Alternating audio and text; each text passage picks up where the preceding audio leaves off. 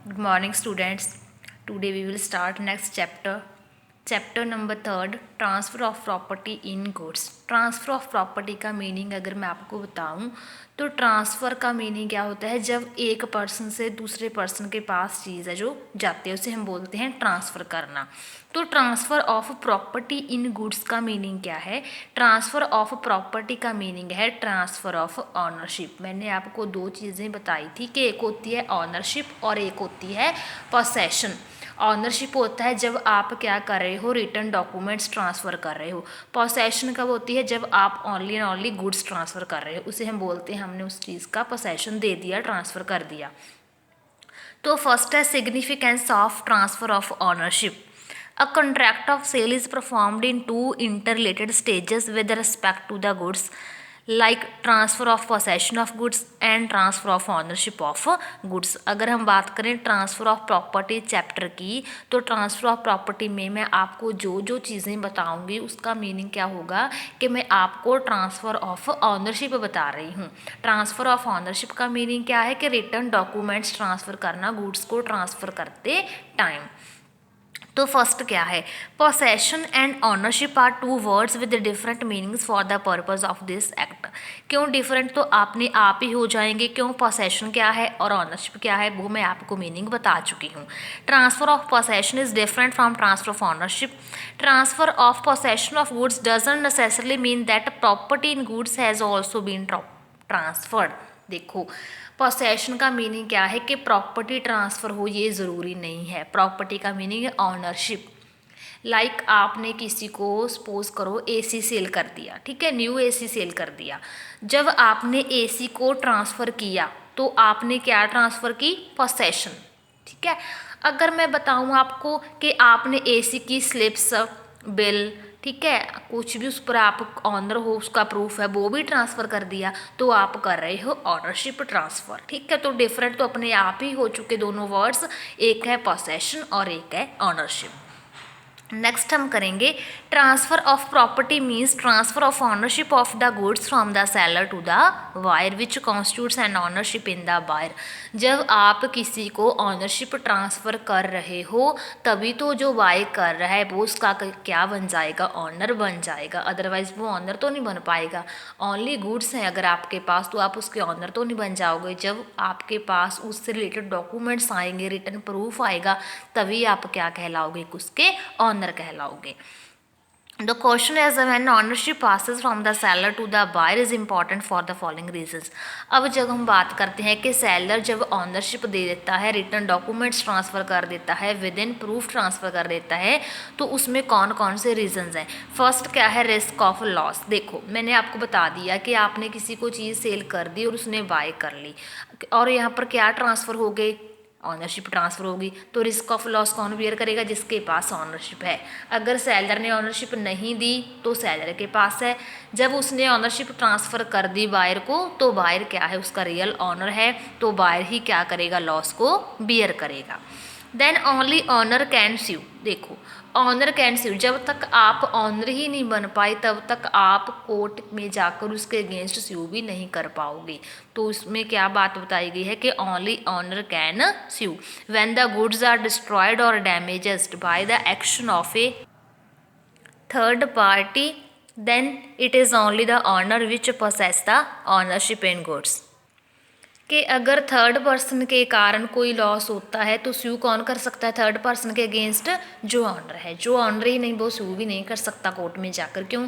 क्योंकि कोर्ट में भी तो उसे पूछा जाएगा कि आप इसके ऑनर हो, आपने इसके लिए पेमेंट की है, कहाँ पर हैं डॉक्यूमेंट्स, ये सब। Then insolvency of the buyer और seller. where the buyer or the seller have become insolvent, the question whether the official receipt or official signee can take over the property of goods depends upon the fact that who has the ownership in goods। Insolvent buyer हो या seller हो, depend किस पर करता है? Ownership पर करता है कि रियल में ऑनर है कौन, बायर है या फिर सेलर है। Next, suit for price। The seller can sue for the price unless otherwise agreed, only goods have become the property of the buyer। अगर क्या है, सेलर ने ओनली गुड्स ट्रांसफ़र कर दी या फिर ओनली प्रॉपर्टी ट्रांसफ़र कर दी, एक चीज़ के ट्रांसफ़र करने पर वो प्राइस के लिए सूट नहीं कर पाएगा जब तक उसने गुड्स प्लस ऑनरशिप नहीं पास कर दी। Then next is time when property passes, कब ऑनरशिप पास होती है? In the case of unascertained goods, unascertained, ascertained, existing, contingent, ये मैं आपको sales of goods act chapter में बता चुकी हूँ। असर्टेन में मैंने आपको क्या बताया था कि वो गुड्स होती हैं जो जब हम कॉन्ट्रैक्ट कर रहे हैं तब उनको आइडेंटिफाई कर लेते हैं कि क्या इनकी क्वालिटी है, क्या क्वांटिटी है। अनअसर्टेन्ड क्या होती है? जो हम उनको ना तो कॉन्ट्रैक्ट के टाइम करते हैं ना फिर बाद में घर जाकर करते हैं, ठीक है। एग्जिस्टिंग क्या होती हैं? जो रियल में एग्जिस्ट कर पाती हैं। कॉन्टिजेंट जो हम फ्यूचर के लिए करते हैं। नेक्स्ट है हमारे पास प्रॉपर्टी कब पास होती है? जब होती हैं अनअसर्टेन्ड गुड्स, ठीक है। अब हमें पता है कि अनअसर्टेन गुड्स में हमने गुड्स को आइडेंटिफाई नहीं किया तो ये क्या है? एक कंप्लीट सेल नहीं है बट एक अग्रीमेंट टू सेल हम कह सकते हैं, ठीक है। Contract for the sale of shares in a company which are not identified but doesn't necessary transfer any property to the buyer. तो अनअसर्टेन गुड्स है जो अग्रीमेंट टू सेल है, जब कॉन्ट्रैक्ट होगा फ्यूचर में, अग्रीमेंट के बाद कॉन्ट्रैक्ट होगा तो प्रॉपर्टी पास हो जाएगी, अदरवाइज नहीं पास होगी। नेक्स्ट हमारे पास in the case of ascertained goods, हमें पता है असर्टेन गुड्स कौन सी होती हैं? जिनकी हमने क्या है subject matter, quality, quantity at the time of doing the contract fulfil कर लिए, चेकिंग कर लिया उसकी, उसे हम बोलते हैं सर्टेन गुड्स। तो इसमें प्रॉपर्टी है जो साथ साथ क्या हो जाएगी? ट्रांसफ़र हो जाएगी। नेक्स्ट है हमारे पास specific goods in deliverable state. In a contract of sale of specific goods in deliverable state the property in goods passes to the buyer when the contract is made. जब contract हो गया तभी क्या हो जाएगी? प्रॉपर्टी ट्रांसफ़र हो जाएगी। कुछ कंडीशंस हैं कि जो कॉन्ट्रैक्ट है वो अनकंडीशनल होना चाहिए। क्यों? क्योंकि स्पेसिफिक गुड्स का मीनिंग क्या है कि हमने पहले ही स्पेसिफाई कर दिया कि मुझे इस क्वालिटी के गुड्स चाहिए, तो ये ना हो कि वो फ्यूचर में कह दे कि मैंने तो ये बोला था कि अगर ऐसा हुआ तो लूँगा या नहीं लूँगी। तो ये क्या है? कॉन्ट्रैक्ट होना चाहिए अनकंडीशनल, गुड्स होनी चाहिए स्पेसिफिक और डिलीवरेबल भी होनी चाहिए। किसी ई मूवेबल प्रॉपर्टी पर नहीं कर सकते कॉन्ट्रैक्ट जिसको हम ट्रांसफर ही नहीं कर पाएंगे। तो स्पेसिफिक गुड्स के लिए ये हैं 3 important conditions. Specific goods not in a deliverable state. This rule provides that the property in goods will not pass unless something is done in order to put the goods in deliverable state. Something means an act like collecting goods, severing the goods, packing or loading the goods. Not in A deliverable state का meaning है कि हम तब तक ownership transfer नहीं करेंगे जब तक हमारी गुड्स हैं जो डिलीवरेबल फॉर्म में नहीं आ जाती। डिलीवरेबल मीनिंग ट्रांसफ़र की फॉर्म में नहीं आ जाती। देन थर्ड पॉइंट है when goods have to be measured और टेस्टेड। हमें पता है कि जब गुड्स की क्वालिटी, क्वांटिटी टेस्ट और मेजर हो जाएगी तब हम उसके रिलेटेड प्रॉपर्टी है जो पास आउट कर देंगे। Next is uncertain goods and it's appropriation. Uncertain तो मीनिंग हमें पता है, मैं पहले ही बता चुकी हूँ, हमने कुछ भी आइडेंटिफाई नहीं किया, ना क्वालिटी ना क्वांटिटी, तो प्रॉपर्टी भी तब तक पास नहीं हो सकती। Next is goods Saint on approval और ऑन सेल और रिटर्न। कई बार आप क्या करते हो, गुड्स इस कंडीशन पर ले लेते हो कि अगर मुझे फिट नहीं बैठी तो मैं इनको रिटर्न कर दूंगी।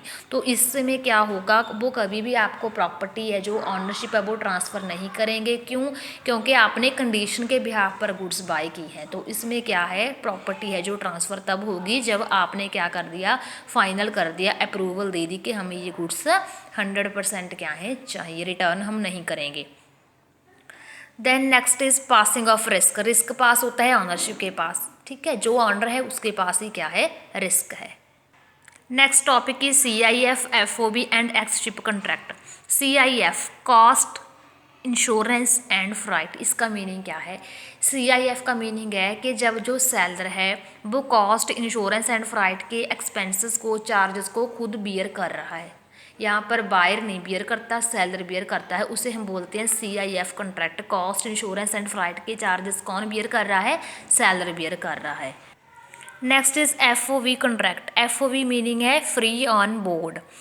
इसमें क्या है, सेलर है जो वो अपनी गुड्स ना स्पेसिफाई कर देता है एक बोर्ड पर और कंडीशंस रख देता है कि अगर बायर को चाहिए तो वो सभी कंडीशन उसको बता देता है, उसे हम बोलते हैं free on board contract. Normally the terms of the contract must specify the ship to which the goods are to be delivered. The seller doesn't insure the goods and the buyer has to do if he likes. अगर buyer को चाहिए तो उसके charges है वो पे कर देगा और गुड्स है जो बाय कर लेगा, इसे हम बोलते हैं फ्री ऑन बोर्ड। नेक्स्ट है एक्सशिप कॉन्ट्रैक्ट। ये कौन से कॉन्ट्रैक्ट्स होते हैं? जैसे कॉन्टिजेंट कॉन्ट्रैक्ट्स होते हैं, शिपिंग पर डिपेंड होती हैं, शिपिंग की कंडीशंस पर होती हैं। In case of an ex ship contract seller undertakes to give delivery to the buyer from a ship. अगर शिप पहुंची तो डिलीवर कर देगा which has arrived at the port of delivery and reached a place therein. वो होता है ना contingent में, कि मैंने आपको एग्जांपल के साथ बताया था कि अगर शिप आएगी तो आपको डिलीवर कर देंगे, अदरवाइज नो। इसे हम बोलते हैं एक्स शिप कॉन्ट्रैक्ट्स। नेक्स्ट है हमारे पास सेल बाय नॉन ऑनर। कई बार क्या होता है, हम ओरिजिनल ऑनर की जगह सेल बाय नॉन ऑनर। इस टॉपिक में जो मेन वर्ड्स हैं वो हैं क्योड नॉन हैबिट। इसका मीनिंग क्या है कि जो पर्सन है, अगर ओरिजिनल ऑनर है, उसका जो टैग है ना, कोई सेकंड पर्सन नहीं ले सकता कभी भी। जैसे मैं आपको बताती हूँ कि तुम बायर हो, तुमने किसी से गुड्स ली हैं, जिससे आपने गुड्स ली हैं पहले तो वो ही ओरिजिनल ऑनर नहीं है, ठीक है। आपने तो क्या कर दिया, 1000 की गुड्स थी, 1000 ही पे किया है, आप तो एक रियल बायर हो, ठीक है। लेकिन यहाँ पर प्रॉब्लम क्या होगी, जिससे आपने गुड्स ली हैं वो तो रियल ऑनर नहीं था, तो क्या होगा, कुड नॉन हैबिट का, नेमो दत्त कुड नॉन हैबिट का मीनिंग क्या है, no one can pass a better title than himself as. आपने बेशक कैसे किया, पूरा रियलिटी के साथ कॉन्ट्रैक्ट को परफॉर्म किया, लेकिन प्रॉब्लम क्या है, आप भी रियल ऑनर नहीं होगे। क्यों? क्योंकि जिससे आपने गुड्स ली हैं वो रियल ऑनर नहीं था। इसे हम बोलते हैं नेमो डेथ कुड नॉन हैबिट सेल बाय नॉन ऑनर। तो आपका कॉन्ट्रैक्ट भी कहीं ना कहीं क्या है, उस पर्सन के साथ गलत है। क्यों? आपने तो क्या कर दिया, ओरिजिनल कॉन्ट्रैक्ट किया, लेकिन जिसके साथ किया वो क्या था, डिफ़ॉल्टर था। उसे हम बोलते हैं सेल बाय नॉन ऑनर। इसकी भी कुछ एक्सेप्शंस हैं इस रूल की, कि देखो मैं आपको बता रही हूँ कि रियल ऑनर नहीं होता जो अगर कोई ऑनर की जगह पर कॉन्ट्रैक्ट परफॉर्म करता है, लेकिन कुछ एक्सेप्शनल केसेस हैं। यहाँ पर क्या होता है, नॉन ऑनर क्या बन जाता है, रियल ऑनर बन जाता है। First is sale by mercantile agent. Mercantile agent क्या है, मर्चेंटेबिलिटी पॉइंट में मैं आपको बता चुकी हूँ प्रीवियस लेक्चर में। Next is sale under the implied authority of owner. Implied meaning like quasi contract में होता है कि सराउंडिंग इन्वायरमेंट को देखकर कॉन्ट्रैक्ट क्रिएट करना पड़ जाता है। Then sale by one of joint owner. एक ऑनर के साथ क्या हुआ, कोई और ऑनर जुड़ गया, तो उसे हम बोलते हैं sale by joint owner. Then sale by a person in possession of goods under a voidable contract. Voidable क्या होता है, जब दूसरे पर्सन के साथ क्या किया जाता है, फ्रॉड किया जाता है कॉन्ट्रैक्ट करने के लिए।